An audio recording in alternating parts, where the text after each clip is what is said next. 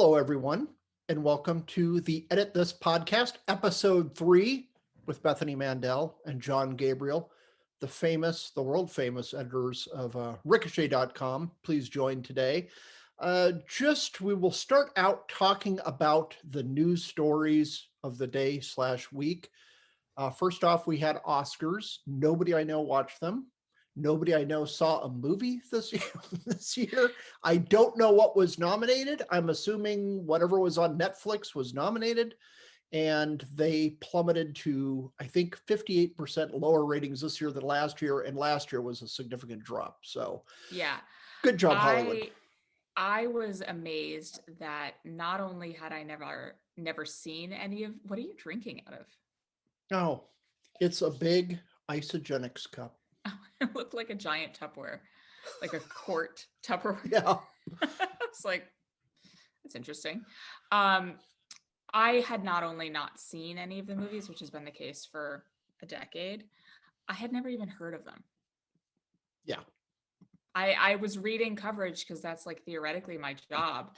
And my eyes glazed over. I had no idea who half these people are. I subscribe to Us Weekly and People Magazine and something else and I like write it off on my taxes because I'm like, I need to be aware of the things that are going on in the world.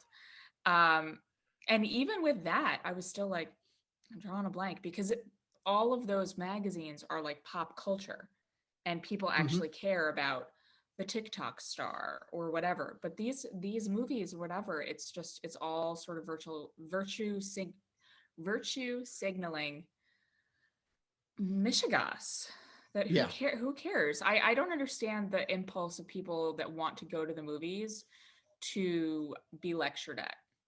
I would like to be entertained. I would like things to be thought-provoking. And the thing that bothers me about all this wokeness stuff, especially in schools, which we'll get to later, is that it's not thought-provoking in any way. It's just, this is what you should think. This is the good thing. This is the bad thing. Just so you know, wrap it up in a neat box and then we're done. And that's not entertaining. Yep. Agree completely. It's just weird because 5 years ago, you'd get on Twitter and you would have the movie nerds getting all excited about the Oscars. But then in my feed, you'd have conservatives making fun of the Oscars. Right. Now, nobody even makes fun of them because that would mean you would have to sit through it. And it's just like a couple people talking about the game. Some are talking about politics. Some are talking about what they made for dinner. It's like nobody even cares. They can't even get outraged by it anymore. It's just like, we don't care. It doesn't matter. Ricky Gervais reposted his monologue from the Golden Globes last year. And I was just like, man, that was the best thing that has ever been on television, that will ever be on television. Yeah. And it aged like a fine wine. This was, if you haven't seen it, look it up. Ricky Gervais, it was like 2019 or 2020, I guess. Yeah, probably 2019. Yeah. I mean, things were normal, so maybe it was 2019. Right. Yeah, it could have been 2020. It would have been before COVID. Like right before, yeah. Yeah. But he just basically said, like, none of you people have any place to lecture any of us because y'all are friends with Jeffrey Epstein, y'all are friends with Harvey Weinstein, and y'all would make a movie for the ISIS. If you're making them for China, you're making them for ISIS. You would pick up the phone and be like, done, deal. Yeah. So don't lecture me. And I thought that was especially powerful with everything that's happened with China in the last year. It's only become more clear that there are good people and there are bad people. And some things are black and white. Exactly. And China is bad. Chinese government is bad, I should say. Right. Yeah, very much so. Other things in the news, we had, this is exciting content, but they went through the census figures and they did reapportionment. But what's interesting is the states that lost a seat in the House of Representatives: California, Democrat; Illinois, Democrat; Michigan, Democrat; New York, Democrat; Ohio, Republican; Pennsylvania, Democrat; West Virginia, probably Republican, I think. Yeah. Republican governor. So mostly blue states, of course, especially New York hit its lowest amount of House of Representatives total since the 1800s, something like 1840, something like that. When this is the first time taken? California, this is the 2020 census. Was this So, prior to COVID? Do you know? no, it was kind of as COVID was going on, Right. before So COVID and as it was going on. Yeah, that's interesting because people were already leaving New York at that point. I exactly. I I know 1,000,001 people who are done Hmm. with New York after this Yeah. year. And it's funny because people were posting over the weekend pictures of like Bryant Park and Thompson Square Park, like, oh, rumors of our death are greatly exaggerated. New York is Uh-huh. thriving. And I'm like, but I know 3 lifelong die-hard New Yorkers Hmm. who have purchased a house somewhere else or Hmm. who are actively Yeah. looking. So, And a lot of the um, people that I've followed for many years, I never had anyone posting photos of Miami. I got a couple people in my main Twitter feed that I check on all the time. A couple Cubanos in Miami, they would post stuff. Now it's like every other person in my feed is like, hey, we're in Miami. And I'm like, oh, well, you've been posting pictures from Miami for about 3 months straight. So I guess you live there. This isn't just right. a trip. So the states that gained, Texas got 2 seats, Florida 1, Montana 1, Oregon 1, Colorado 1, North Carolina 1. So California lost its first seat in history. They've never lost a seat before. Wow. And they So lost people 2? are leaving. Yeah. Oh, no, they just lost 1. Okay. But yeah, they've never lost a seat ever. Arizona was expected to get one, but I think we just came under the Interesting. wire, and Rhode Island got to keep theirs or something. But Arizona, yeah, so we stayed the same. I think it's the first time we didn't gain since like 1950 or something, but we gained a couple times back. We gained 2 seats. So I'm not shocked If that we this didn't had gain one. happened now, if they had taken the census now, you would Hmm. have gained because Oh, you're yeah. getting Yeah. all of the California refugees. Yep. Uh-huh. You They have just been guys, flooding in over the summer. They were all yeah, moving in. And by then the census was wrapped up. right. What has that done to property values in Arizona? Have you seen? Through the roof. Yeah, Wow. property values are absolutely through the roof. And then, like before the real estate bubble collapsed, you have all these Californians buying second homes so they can flip them, so there's a lot of that. So we're just kind of hunkering down, but we get emails, phone calls, mails in our normal mail. Want to sell your house? We'll take it as is. So Right, it's like, right. okay, people are desperate to get more properties. But yeah, we still have 2 kids, one half at home, kind of here and there with college, and the other one finishing up high school. So after that's done, I'm going to find a little hovel out in the middle of the desert and live there and That would be cut really off nice. electricity and just You could chill, be like Unabomber Ted. style. I was just about to say that. I was like, you could be Yeah. like Ted Kaczynski minus the Uh-huh. bombs, Right. which is the thing he's known for. And I always tell people, and people always kind of look at me askance. Hmm. Ted Kaczynski wasn't totally wrong. I have done some really deep dives into Ted Uh-huh. Kaczynski, and he was an interesting fella. First of all, he had some really provocative, interesting ideas. He drew attention to them in not the proper manner. Hmm. Um, I'm sure I'm already on a million watch lists for Uh-huh. purchasing like pamphlets of his because he's very interesting. Uh-huh. But one thing I learned is he was the subject of the most messed up experiments when he was a student at Harvard in his early teens. Not early teens, but Oh. like he was a student at Harvard and he went to Hmm. Harvard too young. He was like Hmm. 15 or 16 when he started school. And I know I sound completely conspiratorial right now, but you can Google this and it's a real thing. Uh-huh. He was the subject of experiments that are incomprehensible. What they did to Hmm. his like psyche and his mind, and I 100% link what he ended up becoming famous for with Hmm. what was done to him by the CIA at Oh, Harvard. wow. Now I Yeah, need to really messed up. look into that. I think I first fell down a rabbit hole with him. I think there was a documentary about him once, Uh-huh. um, and then I sort of started reading all of his stuff, and he's a really interesting guy. Hmm. And Yeah, many terrible people are interesting. That's oh, common someone's throughout humanity. And if I may be so bold, however, the problem with abuse and trauma is that there are like a gajillion abused people, and very rarely do they become serial killers or terrorists or crazy folk. So, like, what makes that dude different from the rest of the abused people, of which there are sadly many? I didn't realize anyone was on this call. 'Tis I, Henry Castaigne. Glory to the new Hello. mankind. Hello. Yes, that's true. But I think that there's something to it. Yeah. Now, what else did we have? Oh, speaking of environmentalists, not quite Ted Kaczynski, but close enough. There was apparently a false report tying Biden to trying to make meat illegal. You could have one burger a month or some crazy thing. And everybody pushed back. No, these are lies. These are completely made up. But then other people are saying if you go through the Green New Deal that Biden has endorsed, you would have to completely get out of any kind of like major cattle ranching. You would just have to get rid of it.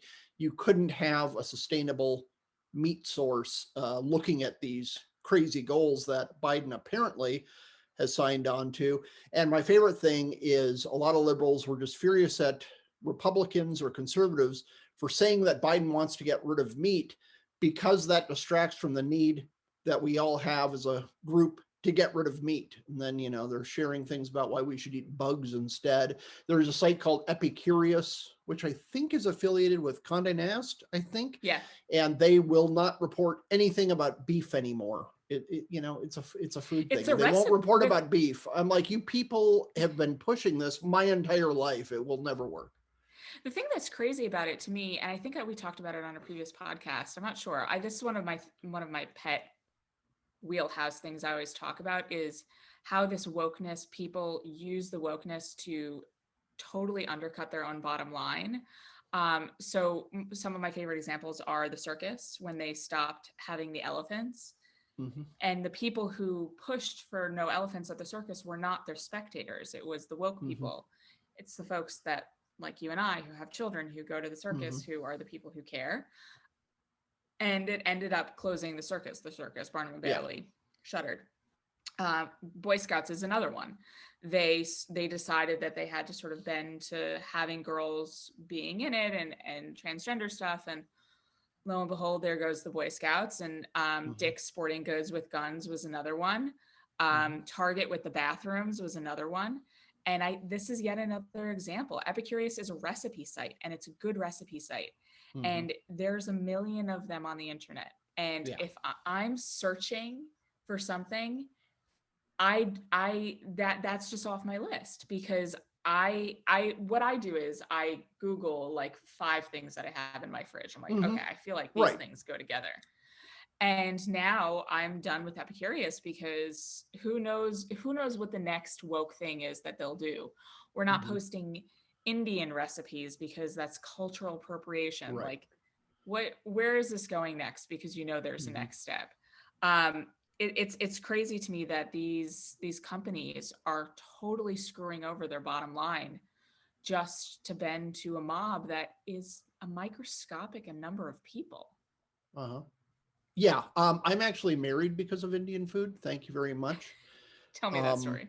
Yeah, the first time I was trying to convince my then, I don't know, she wasn't my wife then, but I tried to get her to go out on a date. And my sly way of doing it is we were both going to college and semester was about to start. And I said, hey, I got to buy books. Maybe we can go to the bookstore, then get lunch. To which my wife said, oh, that sounds good. Do you like Indian food? And I said, of course. Are you kidding me? Navajo, Cherokee, I don't care what it is. I love Indian food. I don't know, fry bread. I don't know what we're talking about, but I went all in on Indian food's the best. Then I asked my friends, what the hell is Indian food? I have no idea. I've never had it in my life. Midwestern boy living in Phoenix, but still, half the people are here from the Midwest. So we went and I endured it and I didn't know what to eat. And my friend said, just get tandoori. It's basically just cooked chicken. I went, okay, it was fine. And then the next time we got together, she's like, well, since you love Indian food so much, let's go to this other restaurant. That's my favorite. So again, I did the tandoori and I branched out a little and I didn't know what I was ordering or anything about it. Then the third date, she wanted Indian food again. That time I enjoyed it. I really enjoyed it. I branched out even more. So after we got married, I said, by the way, when I said I loved Indian, I'd never had Indian food in my I life. love it. So yeah, the entire marriage is based on a lie. Involving cuisine and stealing the culture of the great subcontinent of India. So I love it. Well, your two children have Indian food to thank for their existence. yes, So it must definitely. not have gone too badly. Yeah, and they both love it. Okay, this is the biggie, and I finally got around to listening to the Fifth Estate podcast, or the Fifth Column podcast. Yeah. Listen to it. Paul Rossi was on. He was the teacher I think he was at, there's two different very exclusive private schools in Manhattan. I think this was Grace Church School, yep. Where he was a math teacher, and he had a lot of students coming to him quietly saying, okay, I'm tired of being attacked as an oppressor. All this woke stuff is crazy. And so he brought it up in a Zoom meeting back in February. That was kind of where he burned his ships. And then he ended up writing a column for Barry Weiss's Substack. And then they republished it in the New York Post. They immediately fired him, of course, because of diversity and tolerance. And he was on there, and it was just amazing. We had another thing, I can't recall the person's name, from Brearley School, another very exclusive. I know Grace School, $57K a year for K through 12. I cannot even imagine this, that people would pay this much money. But it's absolutely crazy what's going on. I'm very thankful my kids are, kind of almost out of my youngest is almost out of the K through 12 thing. She has 1 year to go, a year and a month, something like that. And her schools have been great. It's kind of easier living in a red state because there's kind of a limiting principle on how nutty people get. But they're just driving these kids like literally mentally insane by attacking them. Segregation. I remember learning about separate but equal being a horrible thing, and you shouldn't do this. Well, now they have tons of meetings all the time. BIPOC in this room, white kids in this other room, and just pitting groups against each other. I heard about one school that was handing out, any of our graphic designers out there know Pantone coloring systems, handing out Pantone guides to determine which shade they were and to identify themselves at that shade. And they were doing this to kids K through 2. So in other words, the real headline is kids don't see race, just like whenever my kids were really young, just whoever they hung out with was who they hung out with. And those are the parents we'd have over. Nobody cared.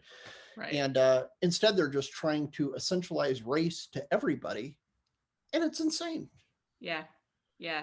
I went to a high school, my last year of high school in New York City, and it was starting down this road a little bit. And it was, there was a girl from Staten Island who was like the one and only conservative. And I mean, she was the one and only out conservative. I'm sure that there were more. And she was bullied by the teachers. Like, forget the kids. She was absolutely viciously. Actually, that's not true. There was another girl. She wasn't conservative, but she was Israeli. And she had come from Israel. And she had teachers confront her in class about how her dad, because her parents both served in the IDF. And she had teachers confront her about how her dad was a Palestinian baby killer and how she could possibly look at him in the eye. And she was just, and it was a math class. And she was just like, I don't know, just in 12th grade in a math class. Here we are. That is so crazy. Yeah. Yeah. And that was many, many years ago that I, that I was in high school in New York City. I can only imagine how bad it is now. And the thing that kills me, and the Brearley letter was so good because he said, I don't want to raise my kids to only see color. This is moving backwards, not forwards. And the New York City system is a crazy ecosystem, and one that I only had a tiny glimpse of because I only went there for 1 year. But it's going to spread. It's the what happens there is this little tiny microcosm, and then it's going to ripple out. And we've seen that with colleges too, how Mm-hmm. the crazy safe spaces of when I was in college 12, 13, 14 years ago, it's now everywhere. And now the safe space thing isn't a joke anymore. Now it's at every school. And there's a really interesting story that really isn't being covered. Amy Chow, have you heard about this? Yeah. I don't know if you followed it more than I have. I've only followed it, I don't know, She 50%. wrote something about education that everybody got upset with her about. And now I know there was some new thing with like a cancellation of her or Yes. people making allegations against her. Yeah. Yeah. So she wrote the Battle Hymn of the Tiger Mom, and she's a Harvard law professor. And they have decided that she is not woke enough. I mean, and also she's Asian, so therefore, like in the realm of sort of minorities, she's this. I mean, any Asian is basically like a race traitor, kind of. Everyone was kind of like hashtag Stop Asian Hate, but also keep them out of college because it's not fair because they're all too smart. Right. It's like this weird. Yeah. It's been interesting watching that movement of hashtag Stop Asian Hate, because it's all superficial. No one wants to talk about who's doing the attacks. It was the same with Jews in Brooklyn. Who are doing that? Who is the responsible for all the attacks? We're not allowed to talk about that. We're not allowed to talk about racism within the Black community and anti-Semitism within the Black community, because that's racist. But if you want to stop Asian hate, if you want to stop Jew hate, we might want to have that conversation. So anyway, so it's been interesting watching that attempted cancellation of Amy Chow, because she is heroically having none of it. And it's nice to see someone who's at the sort of the center of these kinds of storms saying like, yeah, no, I'm not going to go down quietly on this. I am not being supported by Yale. Here's the emails in question. Here's documentation. Like, this is not a thing we're doing. And if you're going to take me down, I'm not going down quietly. Yeah. And that's the way to do it. Yeah. You cannot give in, because it's just, you're going to get canceled anyway. So you might as well go down swinging if you have to go down at all. And a lot of times they just look for someone who's weaker who will go down without a fight, and they'll just leave you alone. That happens a lot. And I think that's what they anticipated when they went for an Asian woman. They anticipated this meek little, and I think she said this publicly too, like, you thought that this was going to be easy, and I'm not making it easy on you. I'm sorry. I hate to break it to you. This little Asian woman is not going quietly into the night. Yeah. That's perfect. Good for her doing that. Yeah. So it's an interesting, and Barry has been sort of championing, you know what I'm saying? Championing. There you go. I did it. Anyway, we love Barry Weiss. Yeah. She's great. If anyone, we have several Ricochet members in the feed with us. If any of you want to chime in, just holler at least in the chat. If you have any questions, you can put them in the chat. I can unmute you, or you can unmute yourself, whatever you like. So just let us know. I will get to something. I don't have a lot to say about it other than the Gavin Newsom recall has been certified. It is on. So American Psycho Newsom is might be getting his comeuppance. So Caitlyn Jenner's running, and he hasn't announced yet. God, what is his name? Richard Grinnell? Yes. Yeah. I love him. And he seems like he's going to be doing, to be running. So what do you think? Who else is sort of throwing their hats in? Yeah, it's going to be tricky. Caitlyn Jenner will get a lot of the press, of course. There's a few other people out there. What I'm looking for is some very successful, admired tech bro out of Silicon Valley to jump in, maybe as a Democrat. That could really mix things up and make it interesting. Elon Musk, of course, has already left. But you could just have one of these people who has all these progressive bona fides saying, yeah, I know how to actually run things, and I'm going to fix the state up, and then leave. So I just think you kind of have these technocrats, and I don't like that style of government, but people are just like, I come into a company, I fix it, and then I move on. And I think that would be very interesting to see just who the tech bros get behind, if nothing else. If one of them Yeah. doesn't run, just jumping into it, because I could totally see that happen. And that would just be funny and entertaining, because that's the group that's been funding the one party Democratic state in Sacramento for so many years. And if one of them goes, okay, yeah, I'm tired of walking over heroin needles and feces every time I have to visit the office, that would be a pretty compelling argument. And those are the people, if they get all their buddies to contribute, billions of dollars in seconds. So I am super interested to see how transphobic California gets with Caitlyn Jenner. And you know it's going to happen. They get racist whenever a Black person says something they don't like. They get homophobic whenever someone gay says something they don't like. And they are going to get super transphobic with Caitlyn Jenner. And I'm looking forward to it. I wonder if it's going to be sort of a Ronald Reagan, Arnold Schwarzenegger situation. And I cannot take credit for that comparison, because I read a column in the Jewish Journal today, which is based out of LA.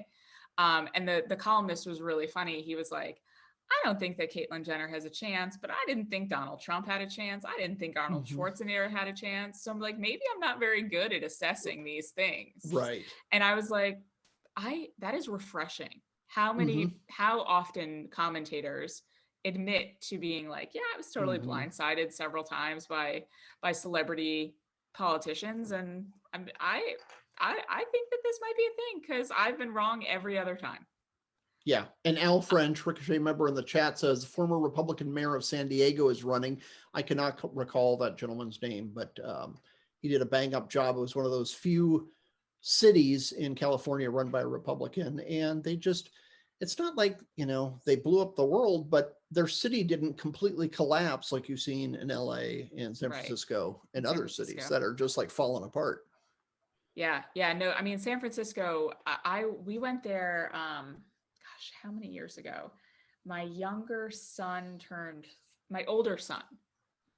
This is how I measure everything now. I'm like, how old was that child? So he turned 3 or 4 on that vacation. So it's like 3 or 4 years ago.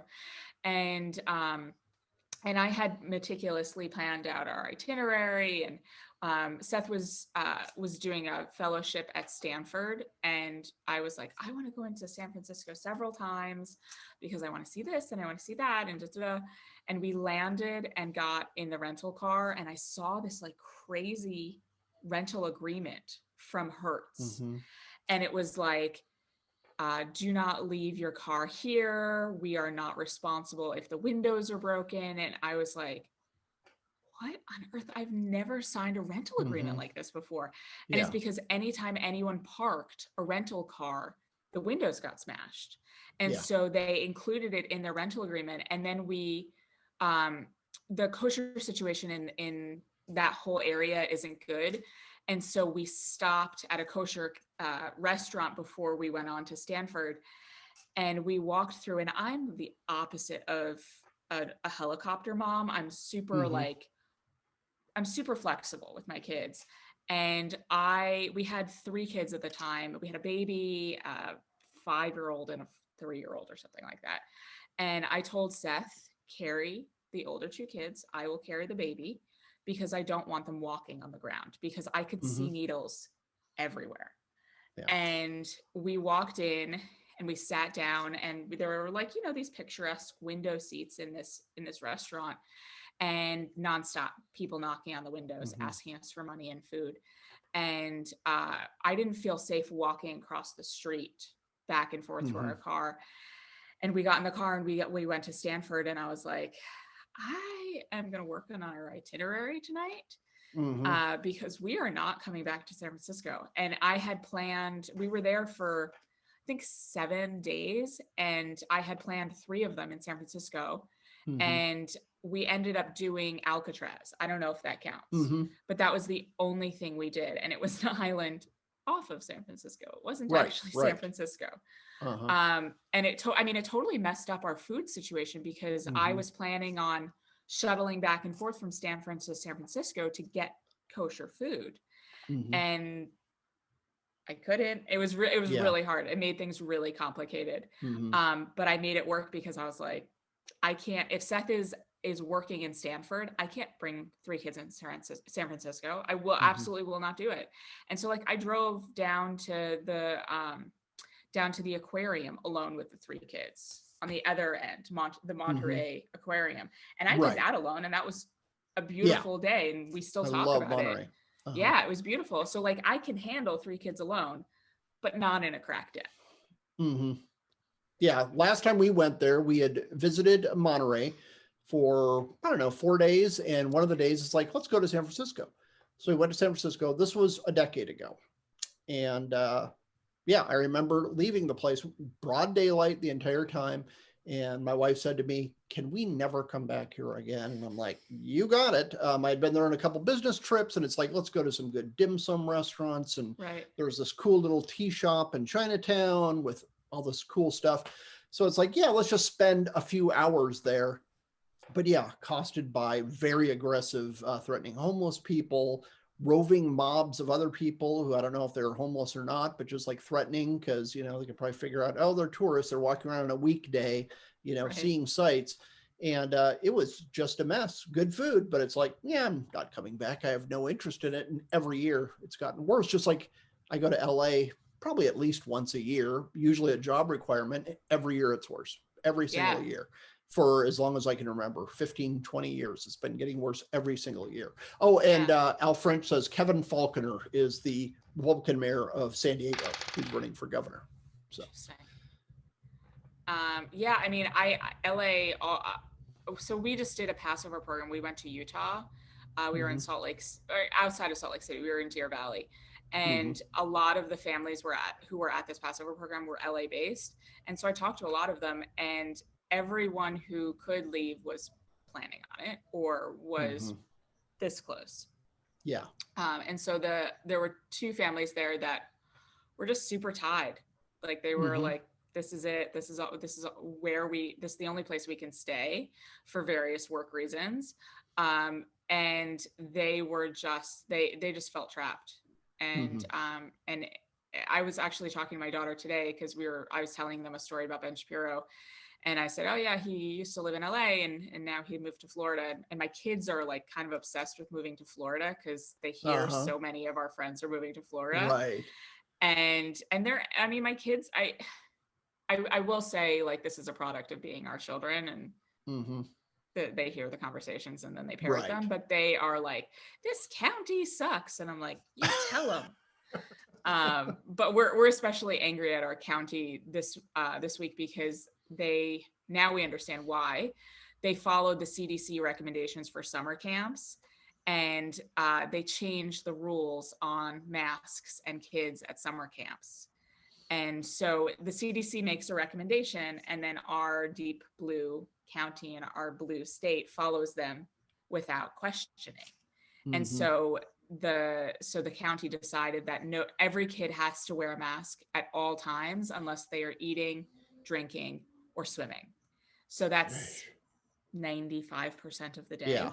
90% of the day in the DC heat, in the DC swamp heat. And I had to say, I'm sorry, you guys aren't going to summer camp this summer. I said this on the last podcast, and I told them today, I think yesterday, and I was surprised at how okay with it they were, because I was just like, we don't think it's safe. And they were like, we don't think so either. And I'm like, right. Okay, great. Yeah. It was very easy to tell them because they were like, we don't want to wear a mask all day outside. In the DC well, I had swamp. to go to university campus with my daughter today. We were there for, I don't know, half an hour. And you have almost every kid wearing them outside everywhere they go. And of course, I'm the stick in the mud, not wearing a mask anywhere. Yeah. And my daughter's like, Dad, you're going to get in trouble. I went, what are they going to do? Kick me out of class? I already gave them my damn money.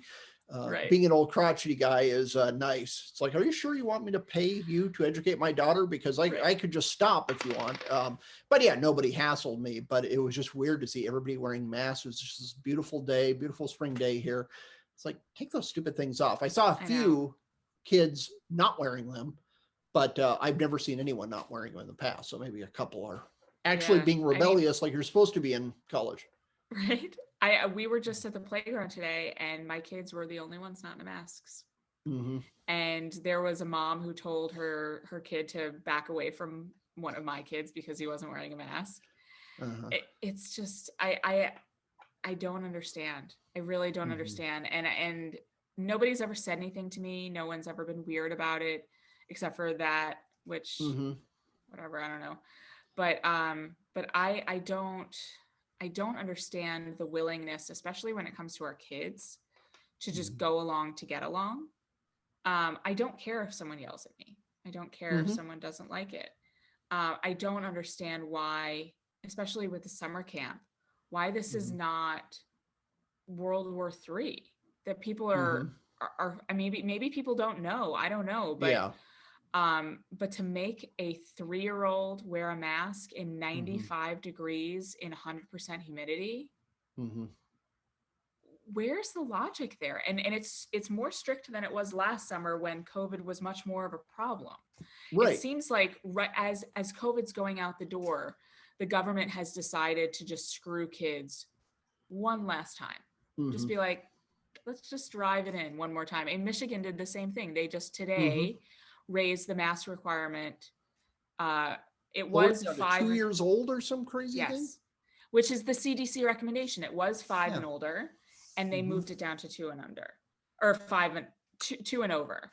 And I've been very outspoken about the mask stuff on young kids for a long time. And there's been like no real outcry, but I've been getting messages from parents in Michigan saying, my kid is 2 years old and now I'm going to have to send them to daycare in a mask, and they cry every day. Yeah. And it's become a miserable place. And the thing, I think the long-term sort of detriment to our kids, which is going to be extreme and unforeseen by a lot of these people. Like there was a story today about RSV, which is like this really dangerous virus making a dangerous resurgence because kids haven't been exposed in a year and a half. But I think one of the sort of detrimental effects that's going to last a long time, and it's really going to linger, is kids hating school because it's become a miserable experience where you're in a mask behind plexiglass 6 feet away from your friends, and you're not allowed to talk when you're eating lunch. Right. And they're going to develop such negative associations with the school building that are never going to go away. There's and this is why kindergarten enrollment is down 20% this year nationwide, because no one wants this to be their kid's first experience. Yeah, and it's just not worth it. No, so everyone who can pay to have their kid have a better one is. And so now we're going to have the people who can't pay having kids who hate school. And they're going to, I mean, the dropout rates are already enormous. And this is going to be the defining thing of this generation. And it's completely class stratified. Oh, yeah, completely. I've always portrayed lockdowns as rich people paying poor people to serve them things, to deliver them things. That's basically all it is. And they portray themselves as virtuous. Right. For doing this. Sawadika has a comment. NPR is reporting a massive COVID surge in India. Indians there and in the U.S. see the U.S. response, sending aid in the form of AstraZeneca vaccines, test kits, etc., and are upset that the help was so slow in coming. What was weird is Biden first said, no, we can't help them. And then a day later, he changed it. We will sell you the makings for a vaccine.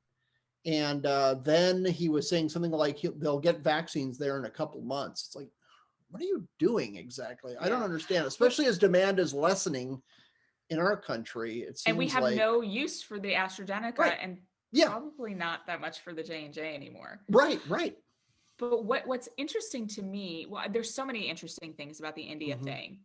First of all, why now is my first question. What is happening in India now?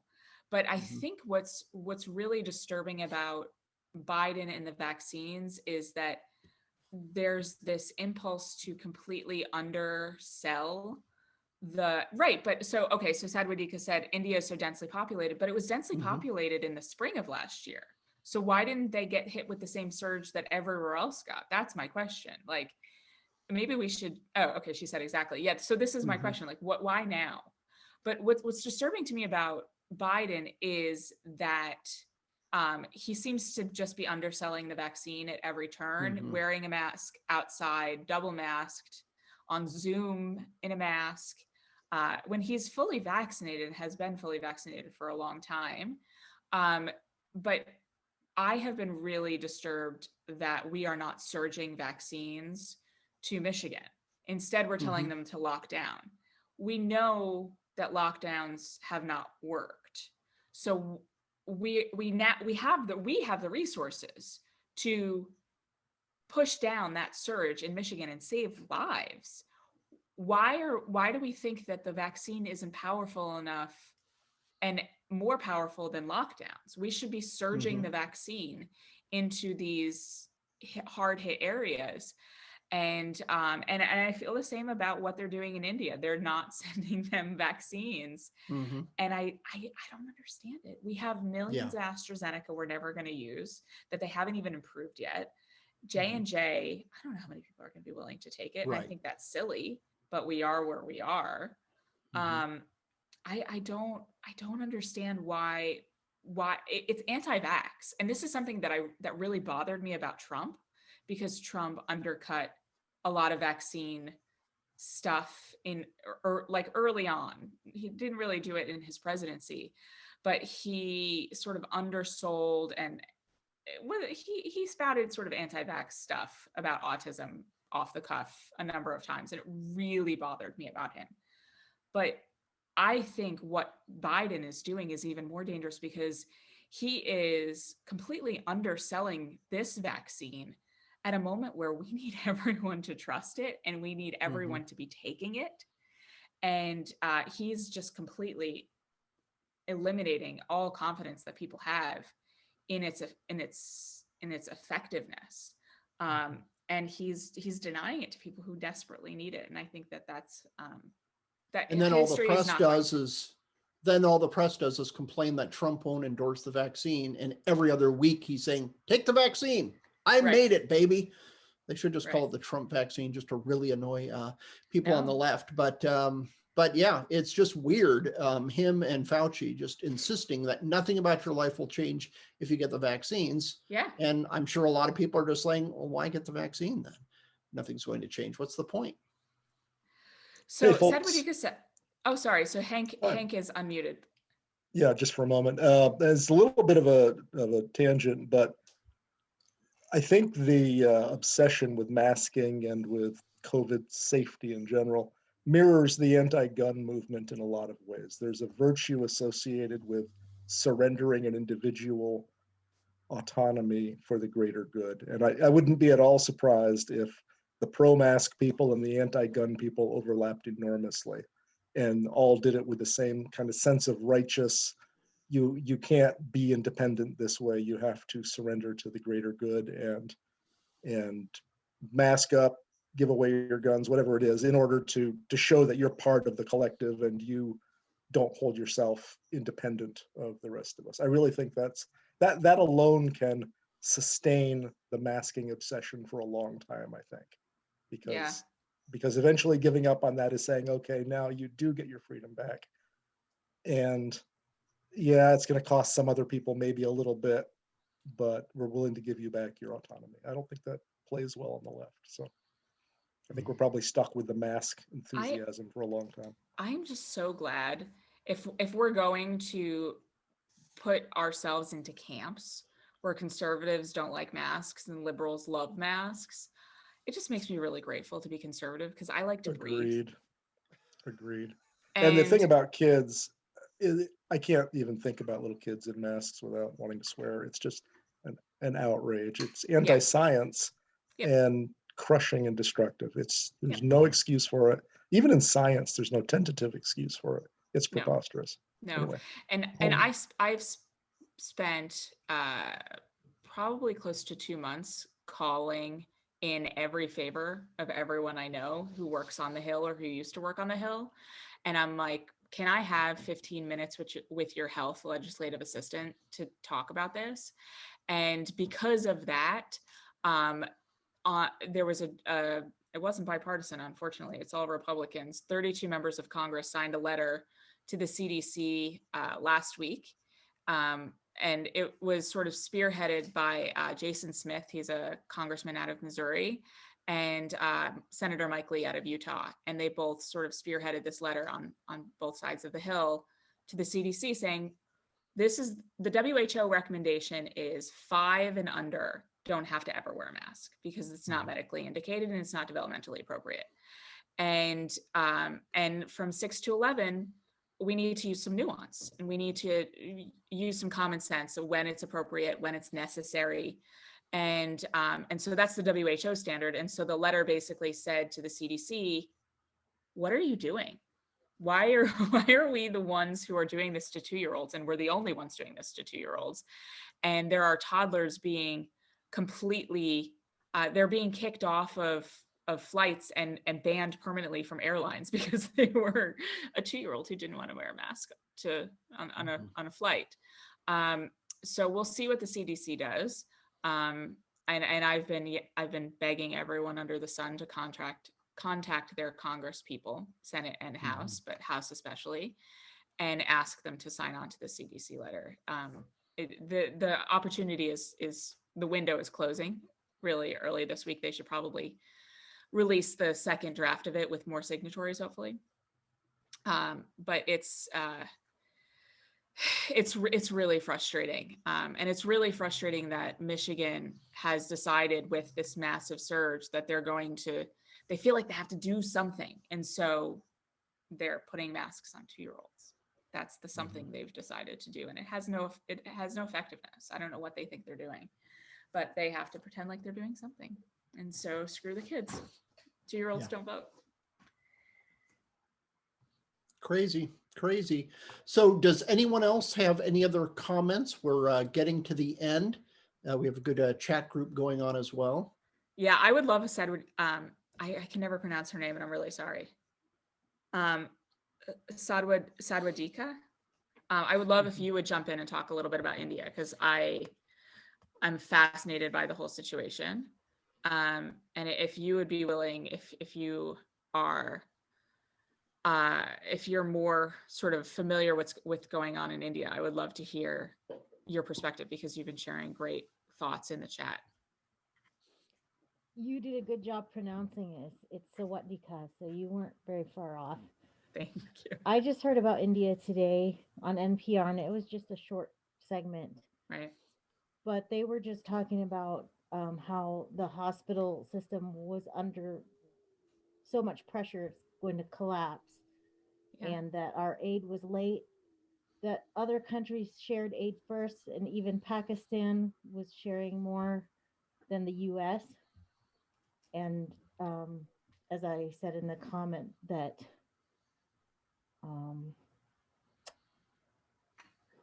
what did I say? That our help was slow in coming, and that Indians in the U.S. and overseas are complaining about that. Yeah, absolutely, and they should. I mean, I think Pakistan helped because they don't want it to come over their border. I don't think they did it out of the kindness of their hearts, and I don't fault them for it. I mean, if this were happening on our border, I hope that we would do the same no matter what. But I've just been riveted by the coverage out of India in a way that I was riveted by the stuff. I mean, I was a very early watcher of COVID. I was reading Reddit about COVID in January of 2020. And in February of 2020, I was starting to hoard stuff. I was starting to hoard. In early February, I was hoarding medication, and I was hoarding hand sanitizer and soap. And I was kind of like on online and whatever, and buying like every form of Tylenol, Motrin for adults, children, and infants, and thinking like, why isn't anyone else doing this? Why isn't anyone else buying cough suppressant for every member of their family? I feel that that level of captivation about India because things are going really bad, really, really fast. And I'm curious once they can sort of do an autopsy, why they escaped this until now. I mean, we're month 14 of this pandemic, 13. And why is this suddenly happening now? I don't know if anyone has any insights. I'm super interested in reading them, but thankfully, at least, the Pfizer and the Moderna vaccines, which most Americans have had, are effective, it seems like. I don't know. Well, the My reporter dog asked has a good entered the chat. question. The reporter asked a good question about why India hadn't been better prepared since they were missed last year and they had plenty of time to pull things together. Yeah, I mean, I don't know if I fault them too much, because if they had gone 13 or 14 months, I would get cocky too. This is sort of a surprising emergence, and I wonder if it's a variant, or, I mean, we know it's a variant, but it's just strange to just be hitting India. I don't know. It said they were sequencing the variants because they do believe that's what it is. Yeah, that's my guess. But there was sort of a tragic story.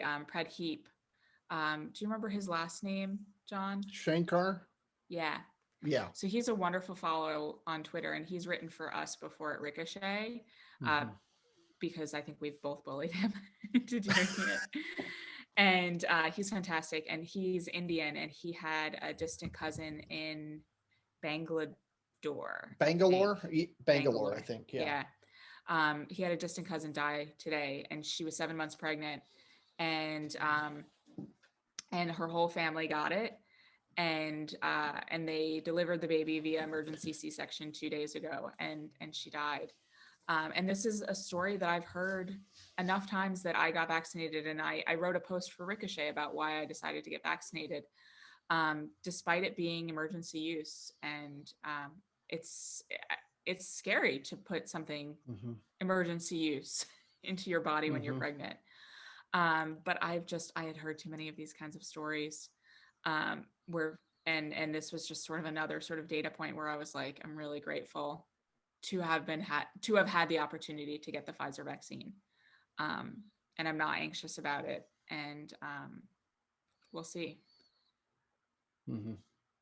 But yeah, it's I've been had powerful. I've had one vaccine. Next week I get the second, so that's supposed to be the fun one. So we will see if I have any effects. So Seth and I both got it the same exact time. The first one, I didn't feel great for the first day. And then the second day I was like a little, but I'm also pregnant. So like I'm a little all the time. The second shot, my husband is a really tough guy. Like when we all get stomach viruses, he's the one that doesn't puke. He's just like, oh, I feel kind of nauseous. He's a pretty tough guy. And so when he says he feels sick, it's like, oh, okay. He's not the man flu kind of guy. And he got the second shot, and the next day he came upstairs and said, I need to take a nap. And it was a Monday afternoon. And he has never done that in the whole 14 months he's been working from home. He was like, I'm not doing so good. I'm going to go take a nap. And I handled bedtime that night alone. And he felt really he felt like he had the flu. And meanwhile, I had it the same exact time. I had this like weird reaction that a couple people have had, because I asked it on Twitter last night. I felt superhuman. Like I felt like I had been injected with superpowers. I tackled my entire to-do list that I have had running for months. I tackled the whole thing in a day. Oh, wow. And I was like, I'm going to prep lunch and dinner while I'm doing breakfast. I'm going to do this. I'm going to do that. I'm going to do 3 loads of laundry. You go lay down. I'm fine. And like the next day, Seth was like, I'm still not feeling good. And I'm like, I feel great. I'll handle the whole house. I'm fine. And I don't know what it was, but 2 other people responded and they said that they Oh, felt, weird. yeah, they said they felt like energized in a way that was weird. So I was really dreading feeling sick, and because I already always feel sick. But I had this like weird reaction where I was like, can I get a third? Can I just like, can I sign up for this and I'll just get this like every couple weeks? But I want the second reaction. I don't want the first reaction. Right. But it was bizarre. I don't know, but I'm not complaining.